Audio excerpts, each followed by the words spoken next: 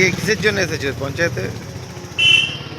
গত বিধানসভা ভোটের পর থেকেই আমাদের পঞ্চায়েত প্রধান ভোটের রেজাল্টের পর থেকেই আমরা যেটা শুনতে পেয়েছি উনি বাড়িতে থাকেননি বা আমরা খোঁজখবরও নিই, যেটা আমাদের ভুল হয়েছে। খোঁজখবর হয়তো নেওয়া উচিত ছিল, কিন্তু যারা খবর পেয়েছি উনি বাড়িতে থাকেননি, তারা আমরা খোঁজখবর নিই। আজকে হঠাৎ উনি আমাদের গ্রাম পঞ্চায়েতের বিদ্যাসাগরের নিমিত্তে যে 5 নম্বর বিশ্ব গ্রাম পঞ্চায়েত আছে, গ্রাম পঞ্চায়েতে উপস্থিত হয়েছেন। ওনার কাছে আমরা কিছু প্রশ্ন নিয়ে এসেছিলাম, যার সঠিক উত্তর উনি দিতে পারেননি এখনও পর্যন্ত। আমাদের এই প্রধানের বিরুদ্ধে আজকের ক্ষোভ নয়, দীর্ঘদিনের ক্ষোভ। আমরা যারা বিরোধী রাজনীতি করেছিলাম 2016 সালের থেকে আমাদের 21 পর্যন্ত যে অত্যাচার হয়েছে, তার মাস্টার মাইন্ড হচ্ছে উনি পঞ্চায়েত প্রধান এবং তৃণমূলের অঞ্চল সভাপতি, বারে বারে ব্লক সভাপতি, সব কিছু দেখেছেন। কিন্তু সাধারণ মানুষ ওনার যে ক্যাডার বাহিনী দিয়ে আমাদের উপরে প্রতিবারে একটা আক্রমণ চালিয়ে গেছে। 2021 সালে বিধানসভায় ঘরবাড়ি ভাঙচুর, মন্দির ভাঙচুর করতে গিয়েছিল এবং আমাদেরকে 1 মাস করে ব্লক করে রেখেছিল ওনার নেতৃত্বে।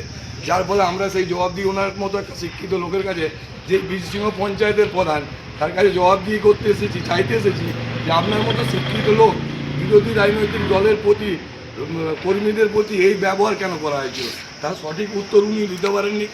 ওনার ক্ষমতা বলে কিছু এখানে ক্যাডার আছে যারা অকথ্য অত্যাচার চালিয়েছে সবসময়। আমার বাড়িতে তো 21 সালে বিধানসভার পর 7 দিন আমাকে নজরবন্দি করে রেখেছিলেন উনি লোক পাঠিয়ে। এছাড়াও নানা রকমের যে বায়না সব জানিয়েছে, সবারই কিছু না কিছু অত্যাচার হয়েছে। গোকুলনগর বলে পাশে রেখে আমাদের বুথ আছে, সেই বুথে মন্দির পর্যন্ত ওনার নেতৃত্বে ভাঙতে যাওয়া হয়েছে। তাই আমরা এই প্রধানের কাছে যে আবেদনটা রাখতে চাইছি, আমাদের দাবি মিথ্যা মামলা যা হয়েছে দায়িত্ব নিয়ে তুলতে হবে এবং যা খরচা হচ্ছে সম্পূর্ণ খরচ বহন করতে হবে। কারণ আমরা 7টা 8টা করে কেস খেয়েছি, এখনও চলছে কেস। অঞ্চলের যাবতীয় কার্যক্রমে আমাদের অনুমতি ছাড়া করা যাবে না। কারণ এইটা কেন একটা প্রশ্ন, উনি সেই অঞ্চলে কাজকর্ম নিজের ইচ্ছা মনে, পৈতৃক সম্পত্তি মনে করে যাচ্ছেন। আমরা কমিটি তৈরি করে দেবো, সেই কমিটি অনুমতি না দেওয়া পর্যন্ত অঞ্চলে কার্যক্রম হবে। যার যার কাছে টাকা নেওয়া হয়েছে তার কাছে তার টাকা ফেরত দিতে হবে অভিযোগ অনুসারী। যার যার ঘর দুয়ার ভাঙা হয়েছে সেগুলি অভিযোগ সহকারে খতিয়ে দেখে ক্ষতিপূরণ দিতে হবে। যার যার কাছে তোলা হয়েছে তা অভিযোগ আকারে তা ফেরত দিতে হবে। গাড়ি ভাঙচুর, টাকা তোলা, ভাড়ার টাকা ফেরত না দেওয়া, এই সবগুলি প্রধানকে অবিলম্বে তাকে প্রাপ্য মিটিয়ে দিতে হবে। এটি আমাদের দাবি। এছাড়াও আছে অঞ্চলের অঞ্চলে পারমিশনবিহীন যে বাড়িগুলি করা হয়েছে, টাকার বিনিময়ে করতে বলা হয়েছে, তা উপযুক্ত প্রমাণ সহ ফেরত দিতে হবে। এই দাবিগুলি নিয়ে আমরা প্রধানের কাছে দাবি আমাদের এটা চাই, দাবি ছিল এতদিন, এখন আমাদের এটা চাই, করতে হবে।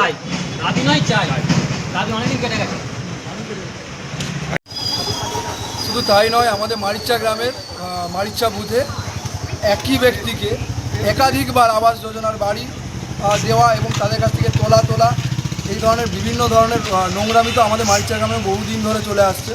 টাকাটা নিন সেগুলো অঞ্চল থেকে কিভাবে হচ্ছে, টাকা সেগুলো তো কীভাবে হচ্ছে সেগুলো তো প্রধানকে তার তো এটা দিতে হবে যে কীভাবে হচ্ছে এগুলো। প্রধান থাকা সত্ত্বেও তার হাত ধরেই তো এগুলো হচ্ছে না, কীভাবে হচ্ছে এগুলো। বারবার একই ব্যক্তি বারবার বাড়ি পাচ্ছে, যাদের প্রয়োজন তারা বাড়ি পাচ্ছে না, যাদের প্রয়োজন নেই, যাদের 2 তলা বিল্ডিং আছে তারা বাড়ি পেয়ে যাচ্ছে। একই ব্যক্তি একবার বাড়ি পেয়েছে, তারপর আবার সে বাড়ি পাচ্ছে। এগুলো কীভাবে হচ্ছে, সেই সব কিছু নথিপত্র সব কিছু হিসাব আজকে প্রধানকে দিতে হবে। দিতে হলো বাধ্য হয়ে ওনাদের অত্যাচারের ভয়ে। তো সেই কারণেই আমি আপনার কাছে দাবি এইটুকুই জানাবো যে আমার দোকানটা কেন ভাঙা হলো তার কৈফিয়তটা ওনাকে দিতে হবে, আমাদের ফলটা কোথায় ছিল। এবং আমার যে 20,000 টাকা উনি আগের দোকান করতে নিয়েছিলেন, অথচ ওনারাই আবার সেই দোকানকে ভেঙে দিলেন। আমি আমার ব্যক্তিগত নিশ্চয়ই আগের কাছ থেকে মোটা টাকার বিনিময়ে একটা লিড হয়েছিল, লিড না হলে ওনাদের সেটা তো ইন্টারেস্ট ছিল আমার দোকানটা ভেঙে দেওয়ার জন্য। দোকানটাকে উনি ভাঙলেন কেন, তার কৈফিয়ত দিতে হবে এবং আমার সম্পূর্ণ টাকা ফেরত দিতে হবে। কে টাকা নিয়েছিল? টাকা নিয়েছে উমেশ দণ্ডপাট, আর হচ্ছে টাকা দেওয়ার জন্য আমাকে বলেছিল আসাদুল আলী।